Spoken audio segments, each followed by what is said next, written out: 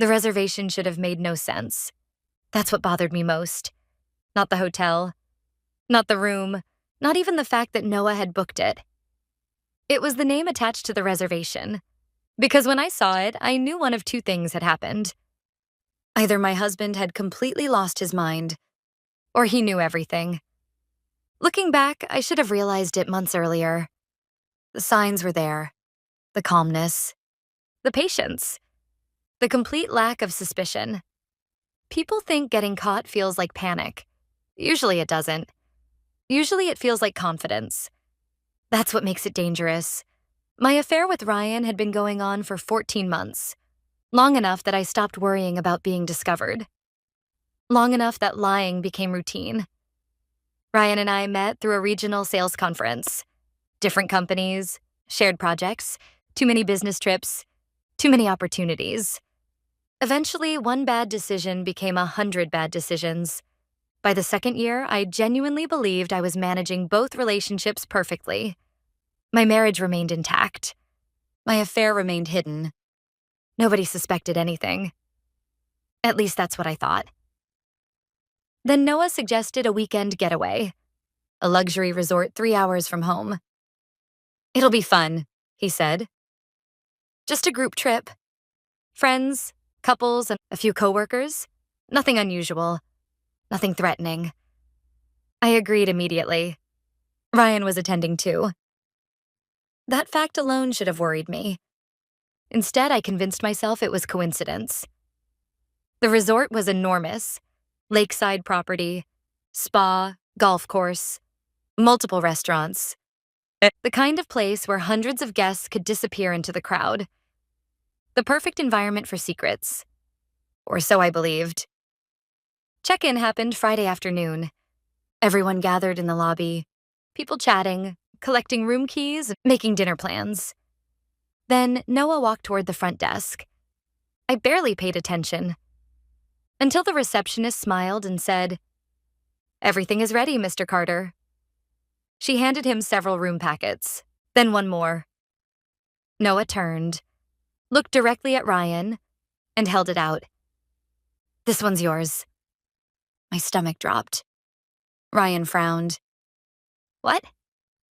Noah smiled. "Your room." The lobby suddenly felt very quiet. Ryan looked confused. "So, you booked me a room?" "Of course." Noah shrugged. "I figured you'd need one." I felt my pulse climbing. Fast. Dangerously fast. Because Ryan hadn't asked Noah for a room. As far as I knew, Ryan had already booked his own accommodations. Yet somehow my husband already had a reservation waiting. Something wasn't right. Ryan hesitated. "You didn't have to do that." Noah smiled again. "I know." That answer hit differently. Not because of what he said, because of how he said it. Like the room wasn't a favor. Like it was part of a plan. The weekend continued. Dinner, drinks, poolside conversations. Everything seemed normal. Except Noah kept making comments. Tiny comments. The kind that sounded harmless. Until you looked closer. At dinner, he asked Ryan, "Comfortable room?" Ryan nodded. "Very." Noah smiled. "Good." Pause. "I wanted to make sure you felt at home." I nearly choked on my drink. Ryan looked away. Several people laughed. Nobody else understood. But the tension kept growing. Every interaction felt deliberate. Every comment felt calculated. And by Saturday night, I was convinced something was coming. I just didn't know what. The answer arrived during the final dinner. A private dining room. About 20 guests. Wine, steaks, dessert. The perfect ending to a weekend getaway. Then Noah stood. The room quieted. People expected a toast. Instead, Noah raised his glass and smiled. "I just wanted to thank everyone for coming."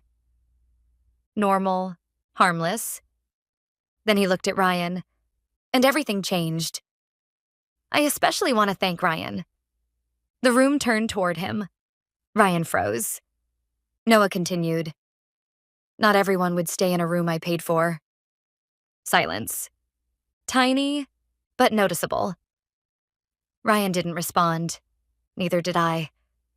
Noah took a sip of wine, then said, Of course, after paying for enough of your hotel rooms already, one more didn't seem like a big deal. The world stopped.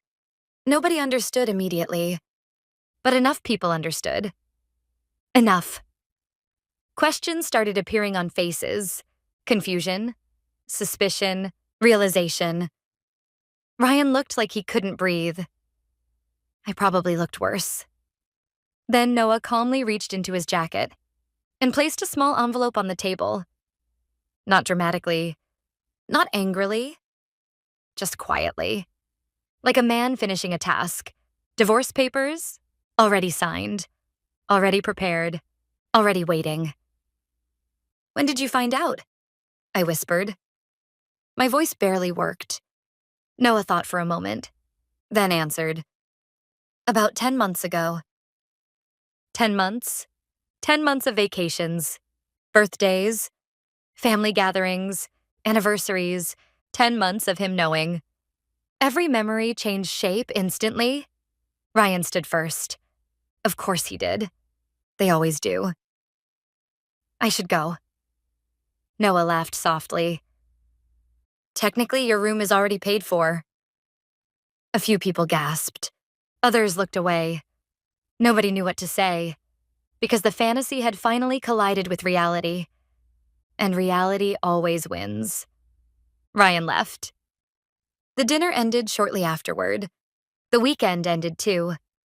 Months later, after the divorce was finalized, I finally asked Noah the question that had haunted me.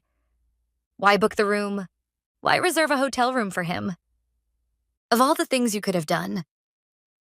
Why that? Noah sat quietly for several seconds, then answered. Because I wanted to see whether he'd accept it. I frowned. What does that mean? He looked at me, then said, A decent man would have been uncomfortable. Pause. A guilty man would have refused. Another pause. But he took the key.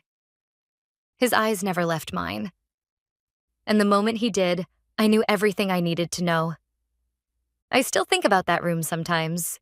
The key card, the reservation, the smile Noah wore when he handed it over. But the worst part wasn't being exposed. It wasn't the divorce. It wasn't even watching Ryan walk away.